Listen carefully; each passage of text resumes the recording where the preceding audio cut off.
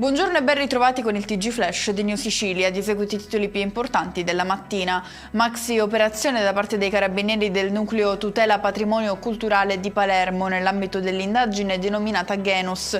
56 le misure cautelari eseguite a carico di soggetti accusati di far parte di associazioni per delinquere attive nel traffico illecito di beni archeologici tra Sicilia e Calabria.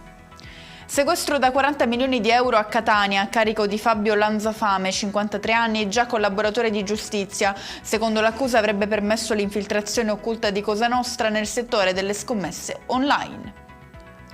Muore annegato mentre è intento a pescare polpi. È successo a un 28enne deceduto a Porto Empedocle, in provincia di Agrigento. L'ipotesi più accreditata è che il giovane abbia avvertito un malore che lo avrebbe fatto cadere in acqua durante l'attività di pesca. Ci sono 3 nomi sul registro degli indagati per il caso del cluster infettivo post-cataratta a Catania. Si tratta dei 2 oculisti Salvatore e Antonio Randazzo, padre e figlio, e della direttrice sanitaria della struttura, Valentina Di Maria.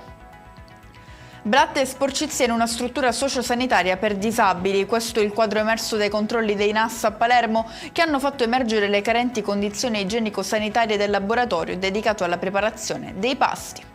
E con questo è tutto, prossimo appuntamento stasera alle 19:30, grazie per averci seguito, buon proseguimento di giornata.